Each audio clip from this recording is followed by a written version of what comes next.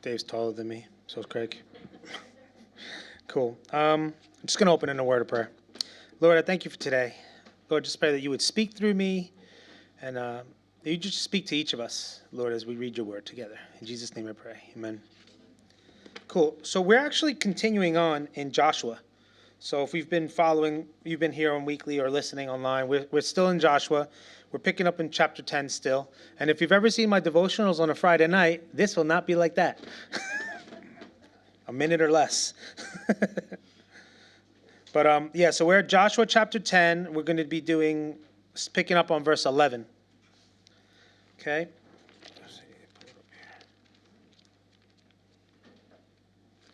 So Pastor Dave was talking last week and talking about how Joshua came and defeated those 5 kings, right?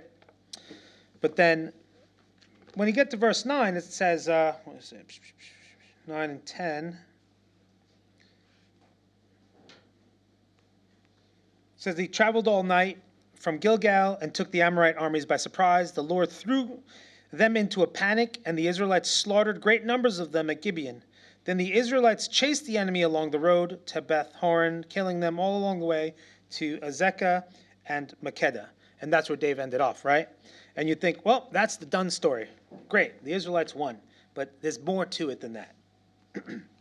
So then he picks up, I'll just read through the verses that we're going to read today, and then we'll go back and start up. It says, as the Amorites retreated down the road from Beth Horon, the Lord destroyed them with a terrible hailstorm from heaven that continued until they reached Azekah. The hail killed more of the enemy than the Israelites killed with the sword. On the day the Lord gave the Israelites victory over the Amorites, Joshua prayed to the Lord in front of all the people of Israel. He said, let the sun stand still over Gibeon and the moon over the valley of Aijalon. So the sun stood still, and the moon stayed in place until the nation of Israel had defeated its enemies. Is this event not recorded in the book of Jasher? The sun stayed in the middle of the sky, and it did not set as on a normal day. There has never been a day like this one before or since, when the Lord answered such a prayer. Surely the Lord fought for Israel that day. Then Joshua and the Israelite army returned to their camp at Gilgal. So it's not just the Lord fought for them, bam, boom, done. It's the Lord did fight for them, but then it gives you a bit more detail as to how he fought for them, right? So back with verse 11. And ending there with verse 10, it says, the Israelites chased the enemy along the road to Beth Horon, killing them all along the way to Azekah and Makkedah. It says the Israelites slaughtered great numbers. I've never been in a war. I don't know what great numbers are, but when I picture that, I'm thinking that's a lot of people, right? It's a lot of people. And verse 11 picks up saying the Amorites retreated down the road, like they're running away. Then the Lord came in and destroyed with a terrible hailstorm more than the Israelites had killed. I think that's pretty interesting, actually. Have you guys had any hail? On Thursday night, did you see it when that big rainstorm came down? There was bits of hail in there, right? Little chunks of ice. Now, that little hail is not going to kill anybody, right? You guys have been out. It's not killing anybody. So if you can consider the kind of hail that's coming from heaven that's killing people, that's pretty big stuff, right? How big does it need to be to kill somebody? Maybe if you've ever seen a baseball, maybe like that big, But minimum, yeah? This is something God is doing. This is what you can see here. This is not something that's just happened. It doesn't even say that it was a bad time of the year. Normally, the battles happened in the spring. The kings went out to battle in the spring. Why? Because of good weather. And we know from even World War II and stuff like that, when the Germans came to fight in Russia and it was wintertime, what happened? They lost, right? You don't fight in the winter. It's too cold. You can't bring supplies in, so on and so forth. Logistically, it's a nightmare, right? So you can consider these guys are not fighting in the winter. They're probably fighting in decent weather. A hailstorm is completely out of the ordinary. It's not just going to pop up out of for no reason, unless God does it. Yeah? Another interesting point you have to consider here is the hailstones only killed the enemies of Israel. Whenever an Israelite dies, God always reports that, right? The commanders come back saying, well, however many men died. In the Battle of Ai, which was a chapter or so ago, it said how many men died, right? They came back and reported this many men died. But in this case, nobody is reported dead. The hailstones did not kill an Israelite. How could that possibly happen? When you're in the rain, who gets wet? Everybody, right? Everybody gets wet. When you're in the hail, everybody gets hit with the hail, except the Israelites in this case. So you find only the enemies have been killed by hail. Okay, that definitely got. Oh, the Israelites are like, oh, did it miss me? Oh, great, it did. I don't think they're doing that. They're running, they're battling, they're in the middle of it. How can that aim is impeccable? That's impeccable aim. But you can account that to God, right? Only God can aim like that. So they're running away. The Israelites are slaughtering them. Remember, this is 5 different armies that they're fighting against. So one army is fighting against 5 armies. If you've ever played the game of Risk, anybody ever played the game of Risk? And when it's you and everybody else gangs up against you, guess what? You're going to lose. That's the way it goes. You're probably going to lose. Or you might make a good stand, but you get whittled down pretty fast, right? This is not happening to the Israelites. They're not losing anybody, and they're killing tons of people. They're killing tons of warriors. Plus, then God sends hailstones, which kills more warriors than the Israelites have killed. And none of the Israelites have died from this, right? You see, God is fighting for Israel. I'll tell you this because of this. I'll read you a few verses. Isaiah chapter 28, verse 2. It says this, "For the Lord will send a mighty army against it, like a mighty hailstorm and a torrential rain. They will burst upon it like a surging flood and smash it to the ground." Isaiah 30:30. "And the Lord will make his majestic voice heard. He will display the strength of his mighty arm. It will descend with devouring flames, with cloud bursts, thunderstorms, and huge hailstones." This is a way that God likes to battle, He likes to drop hailstones on people. Read about it in Revelation, chapter 16, verse 21. "There was a terrible hailstorm, and hailstone weighing as much as 75 pounds. Do you know how heavy that is? 75 pounds? It's like over 30 kg. Imagine hailstones that big. "Fell from the sky onto the people below. They cursed God because of the terrible plague of the hailstorm." The people in Revelation know it's God, right? So this is, again, so you go back, this is God doing work. God said he would take care of them. And when he says this back in Leviticus, right, we went through that, Deuteronomy, he says this in Exodus. He says this numerous times. And one thing you can count on is when God repeats something, you need to remember it. If God says he's going to take care of them more than once, he's going to take care of them, right? Verse 12, "And on the day the Lord gave the Israelites victory over Amorites." Here's more details. Okay, so they've slaughtered. God has done a bit of slaughtering himself. But then you find this prayer. It's an interesting prayer, right? "Joshua prayed to the Lord in front of all the people of Israel. He said, 'Let the sun stand still over Gibeon and the moon over the valley of Ajalon.'" So I did a bunch of research on this. Obviously, the sun can't stand still. We already know the sun's not moving. It's us that's moving, right? We're the ones moving. So if you want to look at the science of it, what Joshua is asking for is that the sun would stop moving across the sky. But the only reason the sun moves across the sky is because the earth is rotating. Yeah? So what really happened that day? Did the earth stop rotating? Did it slow down enough to add basically another 24 hours to it? If you want to look at the science of it, that's great. I have a link for you if you're really interested in the science of it. Somebody did the whole thing. I'm not going to do it. Sorry. You can look at this link. It's actually in great detail. They look at all sorts. It's pretty interesting. It's a pretty interesting link to look at. It is from a Christian person that's done the research, the scientific research, even archaeological research to see, is there even evidence of this out there, that this happened, But if you look at it, what would happen if our Earth stopped spinning? It would pretty much fall apart, right?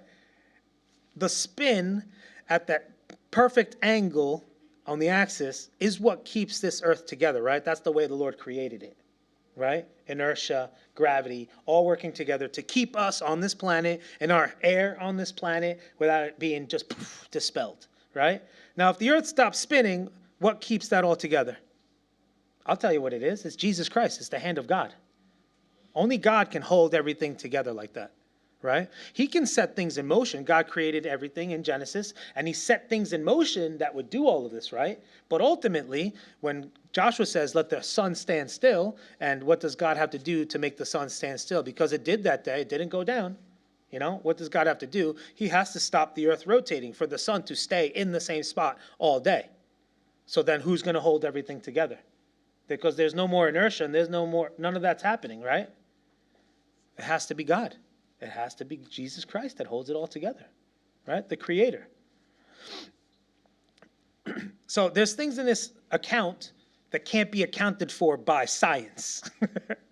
You know, we can always look at science and get a better picture of what we're looking at most times, but sometimes science just can't explain it. You know, science can't explain this. How does the sun stand still? How does a day last longer than a day? How does a night on the other side of the earth last longer than a night, right? Because if the sun stood still on this side, well, what's happening on the other side of the earth? Nobody wakes up. It's a long night. I got to go to work. But the sun hasn't come up, so I guess I'll stay in bed. All right. You know, I wish I was on the other side. That'd be awesome. Extra long nap. So Isaiah recounts this back in Isaiah 28:21. So the Bible references a few different areas. Isaiah was after Joshua. He recounts this. He says, the Lord will come as he did against the Philistines at Mount Perazim and against the Amorites at Gibeon. This is talking about this battle. He will come to do a strange thing.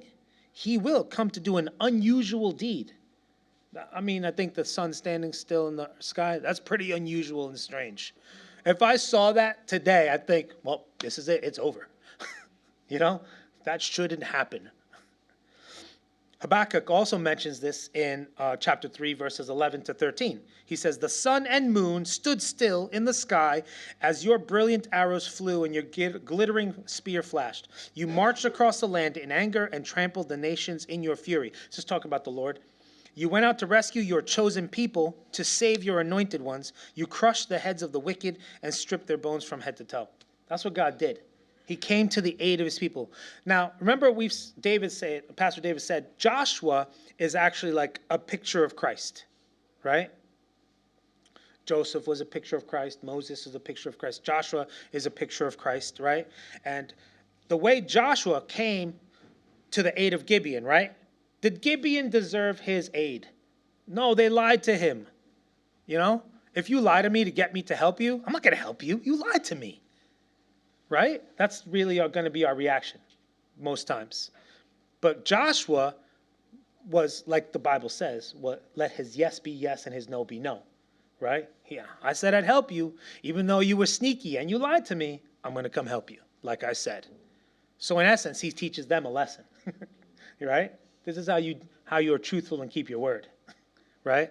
So then you see God in Habakkuk here doing the same. He comes to the aid of his people, his anointed ones. Do the Israelites deserve God's help? You can say it out loud. No, they don't.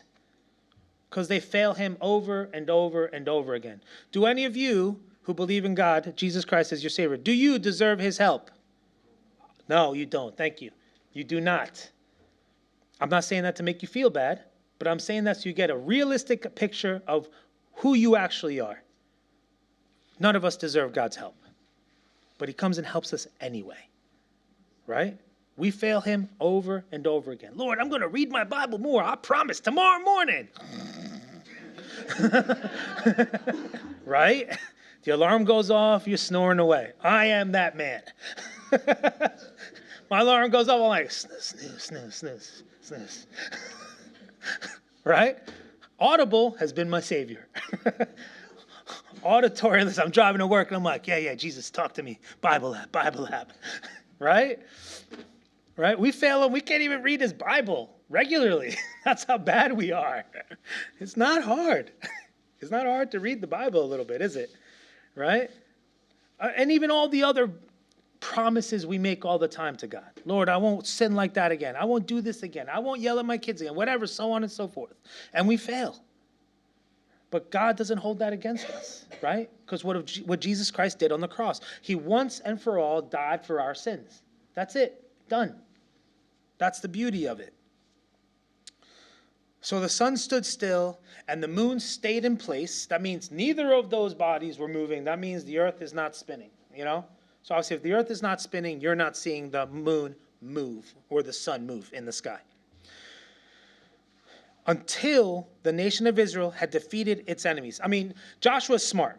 Like, who wants to fight a battle in the dark? I don't. It's hard enough to... Let me get you a picture of this battle. Hand-to-hand combat. Swords, spears, shields, slings. And I'm not talking like slingshots like this. I'm talking the sling you got to whip like this and let it rip. That's the battle. Those are the instruments of warfare. You don't want to be doing that in the dark? You might cut your own hand off or something, right? Joshua's smart. Hey, Lord, we need more sun. We need to finish this today. Because normally what would happen, they'd battle during the day. It gets dark. The armies would separate, go back to their camps. The next day, they'd come back and battle again. Separate, go back to the camp. The next day, come back and battle again. Like, that's ridiculous. I don't think Joshua he wasn't up for that. He said, Lord, today, we're going to finish it today. We're going to start it today. We're going to finish it today. Let the sun stand still. Right?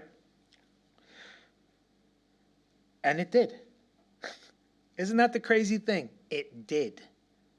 Who is Joshua that he can command that God make the sun stand still? Joshua is nobody. He's obeyed the Lord. Is Joshua obedient? Yeah, you don't really see Joshua messing up. Technically, 2 mess ups Joshua had, right? And the first one's not even his mess up. It was one of his people stole something from Ai, right? Stole something from the camp at Jericho, and that's why they lost the battle of Ai. That's not Joshua's fault, really. But then the next one, he just took the Gibeonites' word. He didn't really check up on it. He said, yeah, I'll take your word for it. Yeah, I trust you people already. Yeah, that was his mess up, right? Or really, the only time Joshua messed up, right? He got misled. He was lied to. So in a sense, you're like, well, it's not really his fault. They lied. Yeah? But God was still gracious enough to say, I'm going to do exactly what Joshua says. The sun will stand still. The moon will not move. You will have all the daylight you need to wreck these people, to take over this land. Because he promised it to their forefathers. He promised it to Abraham, Isaac, and Jacob. Joshua's ancestors, right? Because God keeps his promises. This is one thing we need to remember today. God keeps his promises. And obviously, some of these promises were specifically to the Israelites, right? They're not necessarily to us. But the essence of those promises, we can also take, We can also remember some of these promises. When God tells his children that he will take care of them, if you've accepted Jesus Christ as your Lord and Savior, you are one of God's children. And God said he'll take care of you. You get grafted into the family of God. You get adopted, right? I have 5 of my own biological children. And I tell them all the time, I'll take care of you. You in trouble? You call me. I'll take care of it. You get bullied? Call me. I'll take that kid out. I have told them that. I'm not lying. And my son looks at me like, you're going to beat up a kid? If it need to, I will. I'll teach that boy a lesson. When his dad shows up, I'll teach him a lesson too. I'm sorry. It's just the way I am. But that is a parent with their children, right? No parent wants to see their children suffering, correct? And if a parent doesn't worry about that and doesn't care, that's a bad parent, right? But any parent worth his salt or her salt does not want to see their children suffer, doesn't want to see their children in pain, right? And that's God. He loves his children. He's going to take care of his children, right? And Jesus Christ opened the door so that those of us who are not Jewish or Israeli, right, or Hebrew, can come and join the family and be adopted in. So if I had an adopted child, I would give him the same promise. I wouldn't love him any more or less than my biological children. I would protect that boy or girl just like I protect my own kids. And that's what God is doing. He protects every single one of you and me just like his own children, even though we're adopted. We're grafted in. We get all the same perks, right? That's awesome. If you ask me, that's awesome. I like that family, right?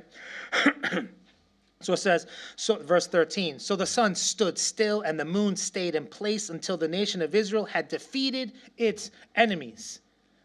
And remember we read a couple verses before. Did the nation of Israel fully defeat them? No, God defeated more of them than they did, right? Right? So the nation of Israel defeated its enemies. Really, it was God. God killed more people with some hailstones than they did with swords, spears, and slingshots, you know? Hailstones. I don't want to get on God's bad side. That's all I know. Is this event not recorded in the book of Jasher? So you know what I said? I said, I'm going to look up this book of Jasher. I did. I looked it up.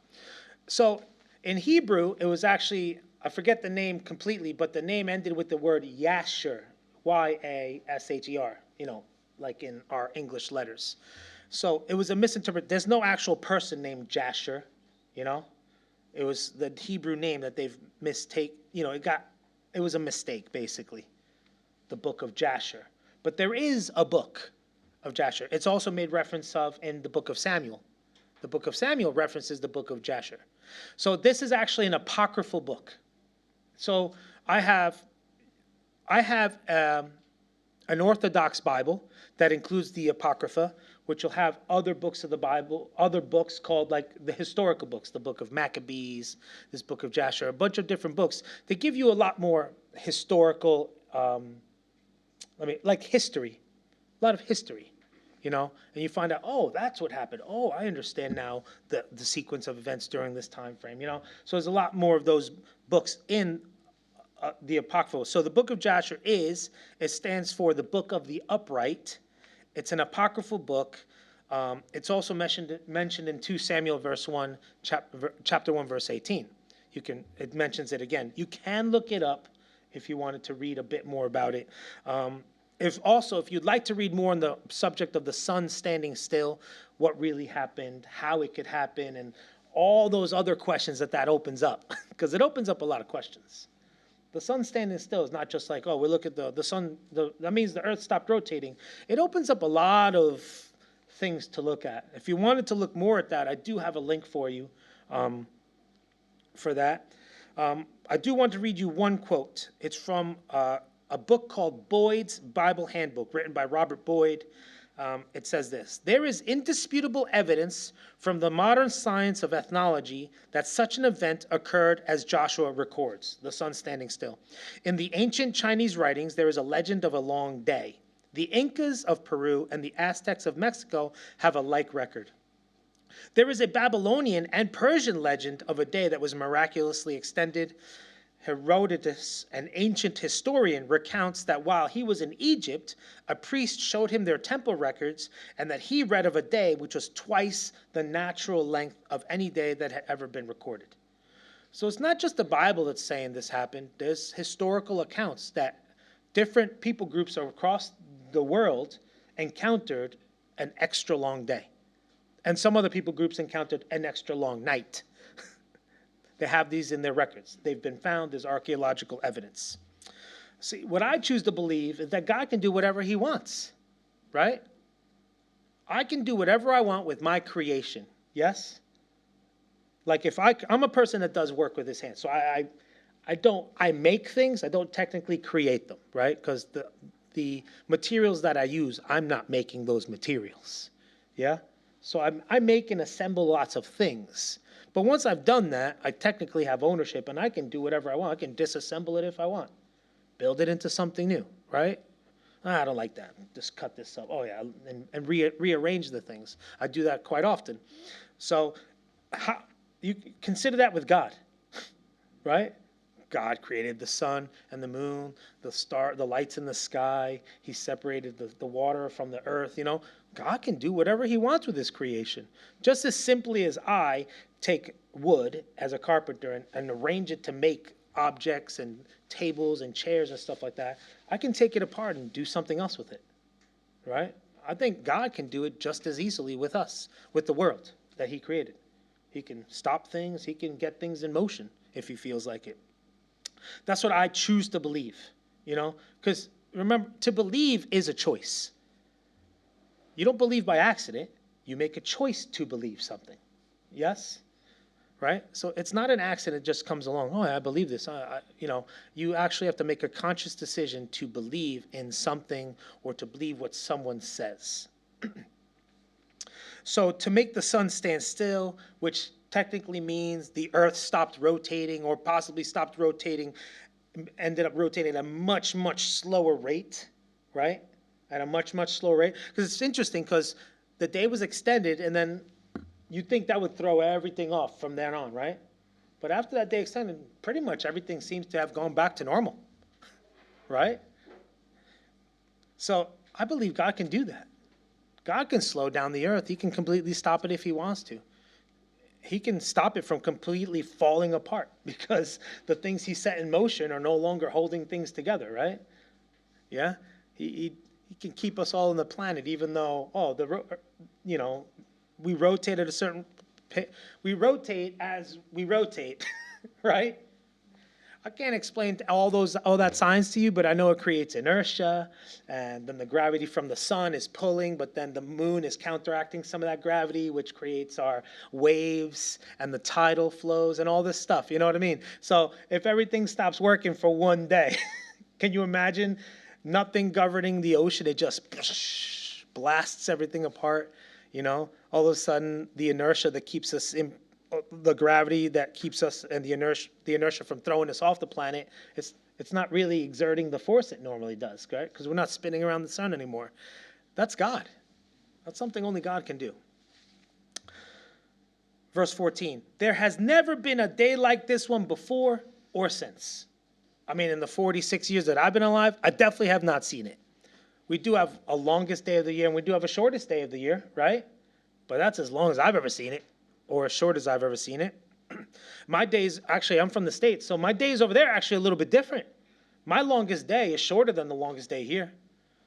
And the longest day of the year, our sun's down 9:30ish, 10 o'clock maybe, at the longest day. And normal summer days here, it's like 10, half 10, and you're like, I can't believe I can still see. When I first came in, the first time I came here, I went surfing with some friends down in Devon. And we were surfing at half 10 at night. I could still see. It was crazy. I was like, this is nuts. It's 10:30 at night. I'm still surfing. I should probably be dead. I'll tell you what, at night, the tide gets worse because the moon is out, right? The waves get bigger and stronger. But we could see because the moon wasn't necessarily out. We still had sunlight. It was wild. I was blown away by that. Because being from the States, I'm from New York. So obviously we're on the other side of the Atlantic and we're slightly lower down in the hemisphere. So our day is not as long as the day is in England, especially in the summer. We do have long days, but not this long. 10 o'clock? No. No, it doesn't happen. The sun going down at 3:30 in the afternoon in the winter? That doesn't happen either. Depression setting in, all that kind of stuff. No, that doesn't happen either. We have a lot more sun. We have a lot more cold too, though. I think my mother-in-law came to visit for one of the first times when my oldest was being born. And he was born in February, which is a very cold month for us in New York on the East Coast. And she said, I'll be fine. I've been in Canada. I was like, yeah, it's going to be cold. You better come ready. I'm ready. I got a coat. Okay.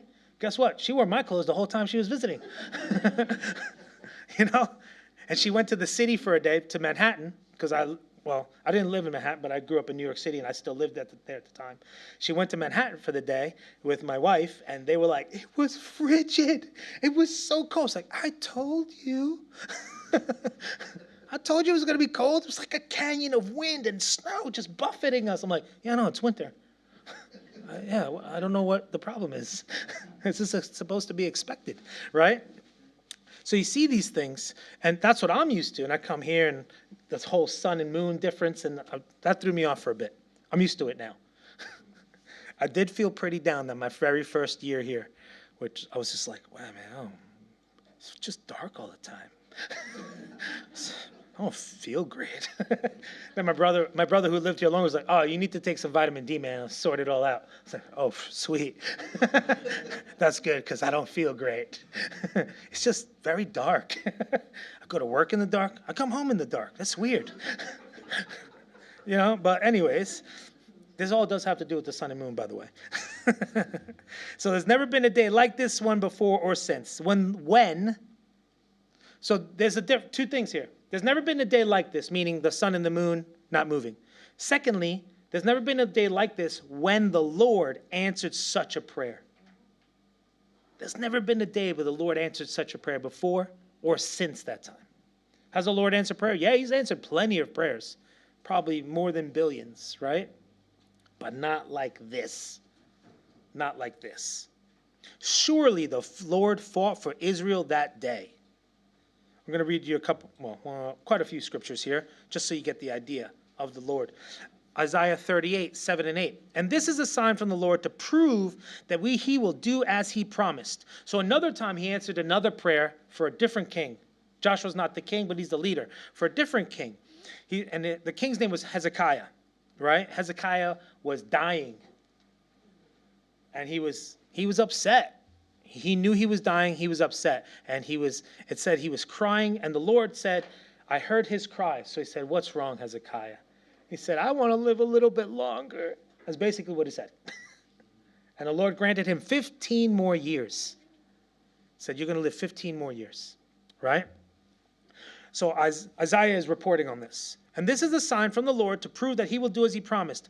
I will cause the sun's shadow to move 10 steps backwards on the sundial of Ahaz. So the shadow on the sundial moved backwards 10 steps.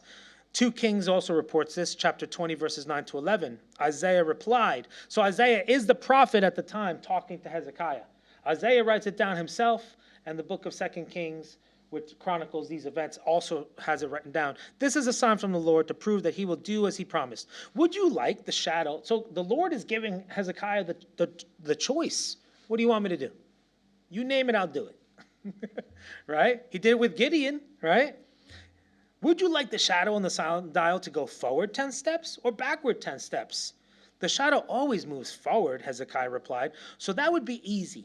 Make it go 10 steps backward instead. So Isaiah the prophet asked the Lord to do this, and he caused the shadow to move 10 steps backward on the sundial of Ahaz. What do you need for the shadow to move backwards, folks?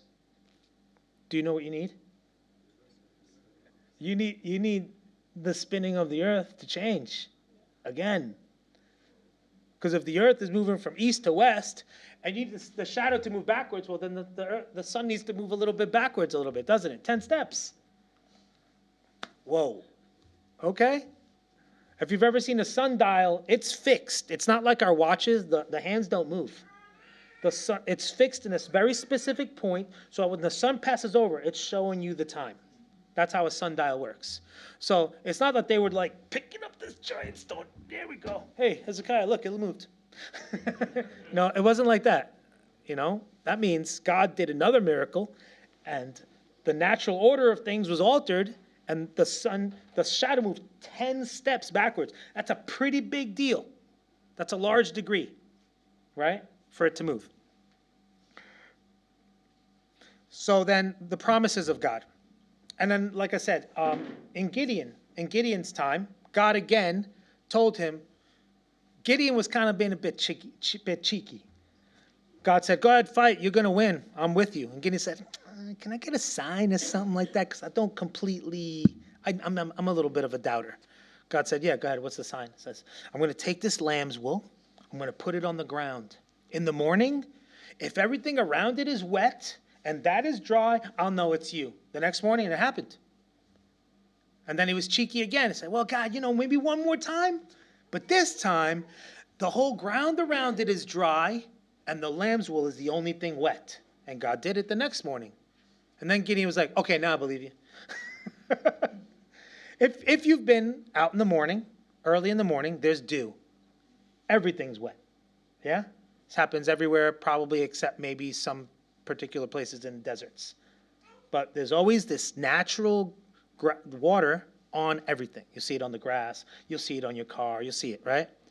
For God to make one thing not wet in light of all that water is a pretty big deal. But then the next time for God to make everything else dry, no dew, and the one thing wet is a pretty big deal again, right? I just keep giving these examples because God can do whatever he wants. Whatever he wants. Exodus chapter 14, verse 14. The Lord himself will fight for you. Just stay calm. Deuteronomy chapter 1, verse 30. The Lord your God is going ahead of you. He will fight for you just as you saw him do in Egypt. Right? It was the Lord that brought the people out of Egypt. 10 plagues. 10 plagues. And Pharaoh was like, please get out of here. Go away. And then he changed his mind. And the Lord parted the sea. And all the Israelites made it across. And who died? None of the Israelites, all the enemies, right? The sea closed up and swallowed them all up. We've got a few songs about that. You ever heard that song? The horse and the rider fell into the sea. No? I'll sing it for you later.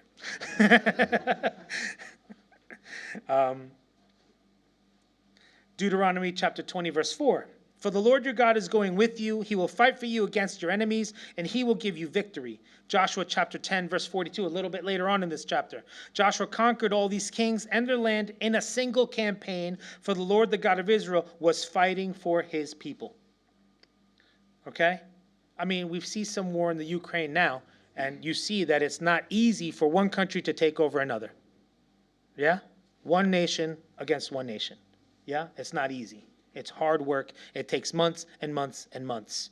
Joshua took over 5 separate kingdoms in one day.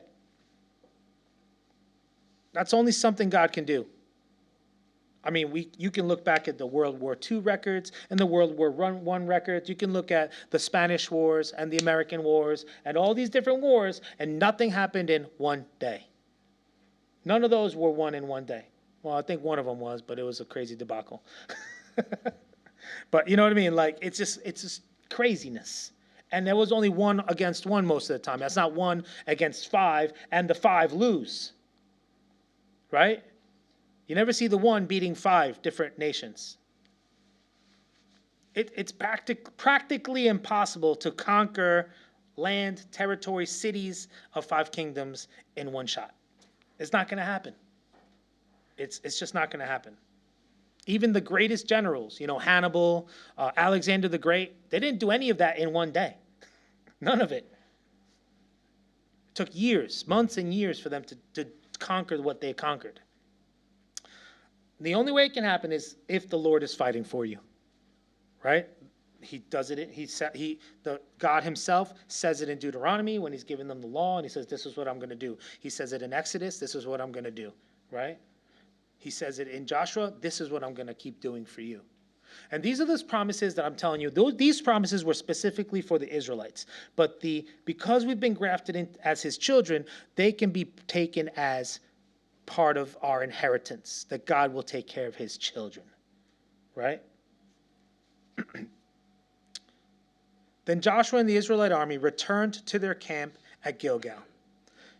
You know what the biggest thing here is? Israel did not lose 1 soldier in that campaign. Not 1 person died. That's impossible. I'll tell you that right now. That's impossible. You don't go out to war and nobody gets hurt. You know what I mean? They went out to war and no one got hurt. No one died. Maybe somebody got hurt. Maybe they got a cut here and there, but nobody died. Not 1 person dies. Have you guys ever heard of a war where no one died? Never. Never. What we need to take from this is this. When God tells us something, we need to take him at his word. Right? You need to trust what God says. And you might be saying, well, you keep telling me I need to. And you do need to. Your salvation depends on trusting God. Right? If you don't trust God, you will not be saved. That's what the Bible says. God says it in the Old Testament. He says it in the New Testament. You need to trust me to be saved. And he proves it.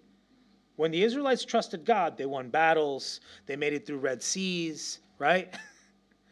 In Gideon's time, 300 men beat 10,000 men, 30,000 men, I believe. I don't remember the number. I know that he had 300. I don't remember how many the enemy had, right? This happens over and over and over again. Anytime they trusted God, they won. When they didn't trust God or doubted God or went against his orders, they lost. And as I was thinking about this, I was going over my notes this morning, and there was two things that really hit me. There's two big challenges at taking God's word in our normal lives here. And normally they come on the Sabbath and about tithing, right? The Lord says in the Ten Commandments, remember the Sabbath day to keep it holy. What does that mean? It means take a day out, spend it with your family, spend it doing things that glorify God, right? Even to the point of when there was manna, when the Israelites were in the Exodus, so 40 years in the desert, in the wilderness, and the Lord provided them manna, he didn't provide any manna on the Sabbath day. He provided twice as much the day before. They were supposed to hold on to it and trust him that what he said would happen. You know, he created them, and he created the Sabbath not for, he said, what Jesus says, the Sabbath is not created, man was not created for the Sabbath, but the Sabbath was created for man. It's created as a day of rest. It says God created the earth in 6 days, and on the seventh day he rested. He's given this example over and over again. It says, as a farmer, farm your land for 6 years, and on the seventh year let it lay fallow. And he says, on the sixth year, I'll provide twice as much, 3 times as much, because obviously you'll have to eat the 6th year, you'll have to eat the 7th year, and you'll have to eat again the 8th year when you plant again. God says that specifically. He says, trust me, and I'll take care of you. Trust me, and I will feed you, right? So I'm going to go back to the manna. Exodus chapter 16, 16 to 27. And I'm going back to the manna because this points to us about the Sabbath. These are the Lord's instructions. Exodus chapter 16, 16 to 27. These are the Lord's instructions. Each household should gather as much as it needs. Pick up 2 quarts for each person in your tent. So the people of Israel did as they were told. Some gathered a lot, some only a little. But when they measured it out, everyone had just enough. Those who gathered a lot had nothing left over, and those who gathered only a little had enough. Each family had just what it needed. Then Moses told them, do not keep any of it until morning. But some of them didn't listen and kept some of it until morning. But by then it was full of maggots and had a terrible smell. Moses was very angry with them. After this, the people gathered the food morning by morning, each family according to its need. And as the sun became hot, the flakes they had picked up melted and disappeared. On the 6th day, they gathered twice as much as usual, 4 quarts for each person instead of 2. Then all the leaders of the community came and asked Moses for an explanation. He told them, this is what the Lord commanded. Tomorrow will be a day of complete rest. He didn't even want them cooking. A holy Sabbath day set apart for the Lord. So bake or boil as much as you want today and set aside what is left for tomorrow. So they put some aside until morning, just as Moses had commanded. And in the morning, the leftover food was wholesome and good, without maggots or odor. Moses said, eat this food today, for today is a Sabbath day dedicated to the Lord. There will be no food on the ground today. You may gather food for 6 days, but the 7th day is the Sabbath. There will be no food on the ground that day. 27, some of the people went out anyway on the 7th day, but they found no food. Now, what's God really saying there? He said he'll take care of your needs. You need to eat, he'll take care of it. You need clothes on your back, he'll provide them. You need a place to live, he'll give it to you. You need money to pay your bills, he'll provide those things, right? God gives us what we need. Praise the Lord. You know, God gives us what we need. That's concerning the Sabbath. If you want to trust the Lord, test him on the Sabbath. Cook twice as much on Saturday or whatever day you decide to celebrate as your Sabbath day. Cook twice as much food the next day, and then on the Sabbath day, relax. Take it easy. Rest. Spend time with your family. You know, glorify the Lord. If you're a singing family, sing some songs. You know, do something together that glorifies the Lord. God is about family. I don't know if you realize this. He created a man and a woman, right? He's about family. God is about family. So spend time with the family on your Sabbath day. I'm not telling you that Sabbath day has to be Sunday. I'm not telling you that the Sabbath day has to be Saturday. Because if you think about it, myself, Pastor Dave, we work on Sunday, right? We take our Sabbath day a different day of the week, a day that we can spend, not work, spend time with our family, hang out around the house, eat some food, maybe sing, maybe play a board game. You know what I mean? Spending time together, glorifying the Lord. right? A rule at my house on Sabbath is no video games. So my boys are right away, oh, Dad, we have the day off. Can we play video games? No. No video games. Well, why not? Because we're not spending time together when you're playing video games. And you end up arguing. That's not how we glorify the Lord, arguing over silly games, right? So that's a rule in my house anyways. No games on those days. But now the other thing I find a lot of us as believers struggle with is, like I said, actually get you taking a Sabbath day, right? Most of us want to work 6-7 days a week. I need to make more money. I need to get this done. I need to, you know what I mean? It might be a case of we don't manage our time well on the 5 and 6 days we have to work, right? It might be that case. It might not be. But, God honors those who honor him. Honor God at least 1 day a week, and he'll take care of you. Trust me. But I'm being serious. Trust me. Honor God at minimum of 1 day a week on the Sabbath day. Take a Sabbath day to rest your mind, to rest your body. And you actually will be more productive the rest of the week. To just go nonstop all the time, production starts to go down. It is proven. It is a proven thing, right? Secondly, tithing. How much do we trust God with our money? It's my money. I worked hard for this money. That's why it's in my pocket and in my bank account, right? But how much do we really trust God with our money? You know what tithing is? Like when Abraham went to, his camp got raided. They took his family, they took his kids, they took his servants. So what did he do? He mustered up his own army. He had 300 able-bodied servants that could fight. So he chased after them, right? And he got his family back. And he plundered them. He took all the good stuff they had, all their gold, all their jewels, all their riches. And when he came back, he tithed. It says he tithed to the king of Salem at the time, Melchizedek. He tithed to him, and he gave him something. He says, I want to give you this as a blessing back. Because Melchizedek gave him a blessing. It says he was a high priest and a king. Do we know of any other high priest and kings? Only Jesus, right? Right? So Melchizedek is a picture of Jesus Christ. And what did Abraham do? He came and gave back to him. You've blessed me with this battle. I won this battle by hard work, right? We went out there and we fought for this. This is ours. But I want to give some back to you, the high priest and the king. And God blessed him even more. Abraham was blessed beyond measure after that, right? And it's the same thing for us. How much do we trust God, right?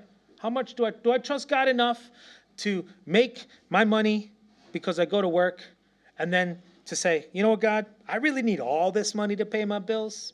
I'm going to give you a tithe of that, and I'm going to trust you to provide for what I need. It's just another small show of trust in God. Do I really trust God to take care of my needs? If I do, there you go. I know I need that 100 pounds because I have a 100-pound bill later, but I'm going to trust you to give me more work to provide another 100 pounds. Yeah? So this is, it's funny thing, I was reading over this last night, just double checking my stuff, my facts, my scripture, and all of a sudden those two things came to me. We don't trust God with our Sabbaths, and we don't trust God with our tithing, our money. And I'm like, wow, Lord, you're right. You know what that reminded me? I hadn't tithed this month.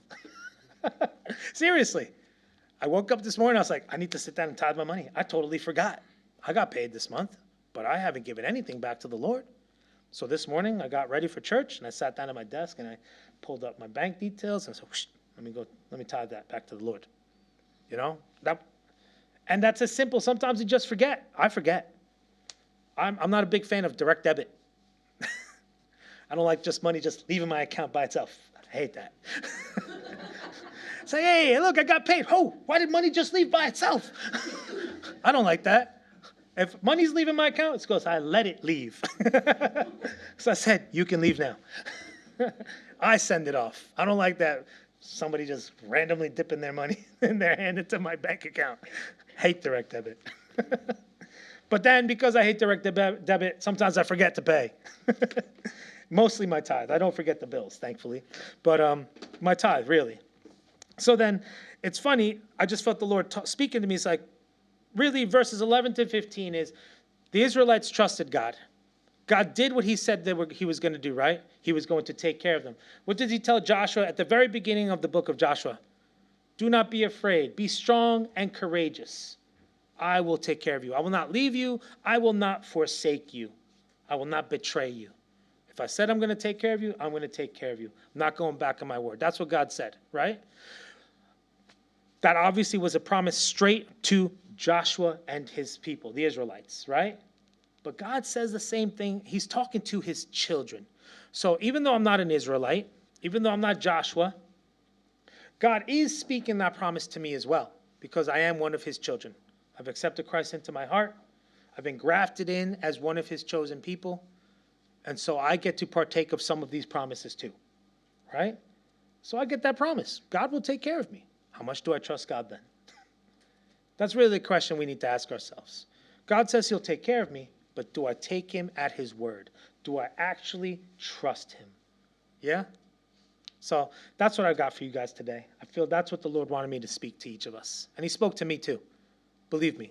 Sitting on my couch last night, and I was just like, what? How can I go talk to these people about this and I'm failing myself? Right? How can I go tell people, trust the Lord, give of your money, but I haven't given anything? Right? How can I do that?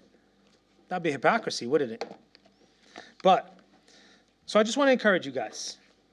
I encourage you, and I'm not saying this to make you feel guilty. Guilt is not the point. If you don't, where you stand on tithing is up to you. It's between you and the Lord. Where you stand on the Sabbath and how you rest is between you and the Lord. I encourage you to seek after what the Lord has for you. Read your word. See what the Lord has. I'm encouraging you to do that. But in no ways am I trying to guilt trip anybody. I can guilt trip myself because I'm a dummy and I forget. Right? So I said, some of you guys know me. I've come to your house to do work, and my phone just starts ringing randomly. And it's an alarm to remind me to do things, like eat lunch, right? It's a simple thing like that.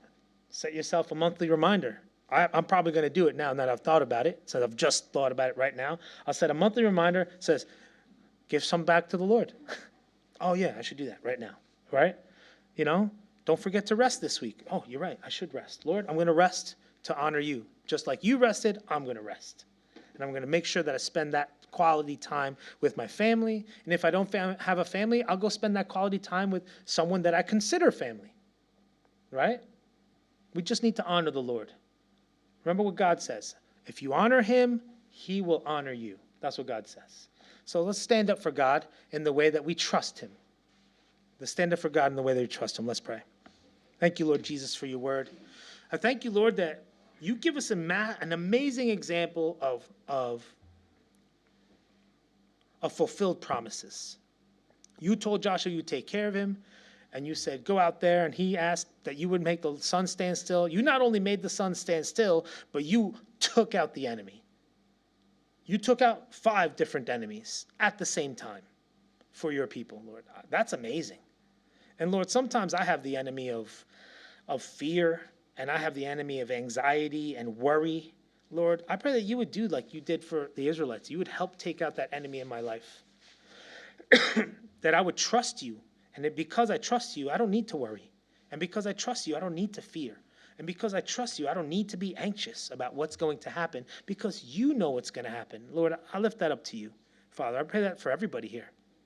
Lord, that we would trust you in the way that we rest. Like, that we wouldn't work 7 days a week.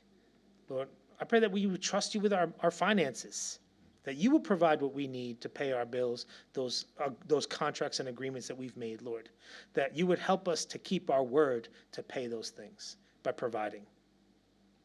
And that in that, we would be an example to our families and our children, our husbands and wives, our parents, cousins and aunties and uncles and friends. We would be an example of trusting the Lord.